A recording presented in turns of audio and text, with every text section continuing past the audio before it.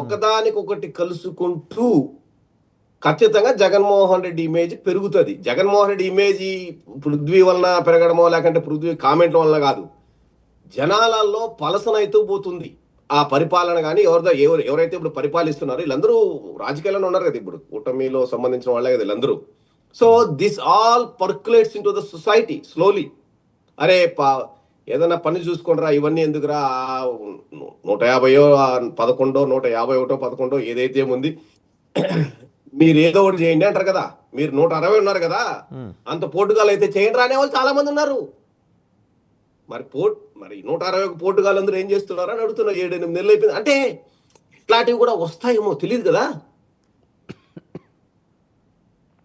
ఇప్పుడు చిరంజీవి గారు మొన్న అదే లైలా ఫంక్షన్లో మాట్లాడారు, ఏది జై జనసేన అన్నారు.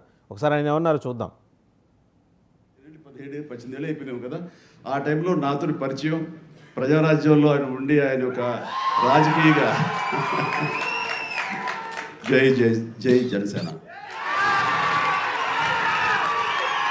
ప్రజారాజ్యం మారిపోయింది.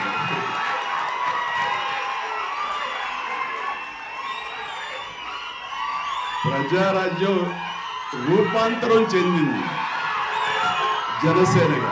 రైట్, ఆయన చాలా క్లియర్గా చెప్పారు. ఐఎమ్ వెరీ హ్యాపీ అని కూడా అన్నారు. ప్రజారాజ్యం జనసేనగా రూపాంతరం చెందింది. ఇంతవరకు ఆ సెషబెస్టులు ఉన్నాయి, ఇవి అరమరికలో అన్నీ తీసేశారు, ఆయన తుడిచేశారు. ప్రజారాజ్యమే జనసేన అన్నారు. ఇదేమన్నా అంటే బీజేపీ ఎత్తుగడలో భాగంగా బీజేపీ ఆయన చేత ఏమన్నా అనిపించిందా, లేకపోతే యాదృచ్ఛికము కాకతాళీయముగా ఆయన ఏమన్నా అన్నారా అభిమానులను ఉత్తేజితం చేయడానికి? బ్యాక్గ్రౌండ్ లో అది నడుస్తుంది.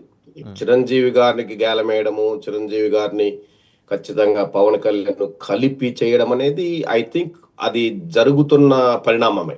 దాంట్లో నాకు డౌట్ ఏమనిపించదు. బట్ దాంట్లో బేరీజ్ వేసుకుంటున్నారు బీజేపీ అనేది, ఎట్లా ఏ విధంగా రావాలనేది. బట్ పర్టికులర్లీ ఆ వేదిక మీద చిరంజీవి గారు అంటే ఆయన వచ్చిన పని ఏంది, ఆయన చేసిన ఉపన్యాసానికి చాలా తేడా ఉంది. అంటే ఆ వ్యక్తి ఎవరో, ఆ ప్రొడ్యూసర్ అతను ఎవరో, అతని గురించి పర్సనల్ గా కొన్ని తెలిసింటే చెప్పచ్చు. ఇన్ని సినిమాలు చేశాడు, ఆ 2-3 సినిమాలు చేశాడు, చాలా కష్టపడతాడు, మన్నైతే ఉన్నత ఆదర్శాలు ఉన్నాడని చెప్తాడు. కానీ ఐ థింక్ ఈ బేసికలీ ఆ వేదిక మీద చిరంజీవి బీజేపీకి హింట్ ఇచ్చాడేమో అనిపిస్తుంది నాకు.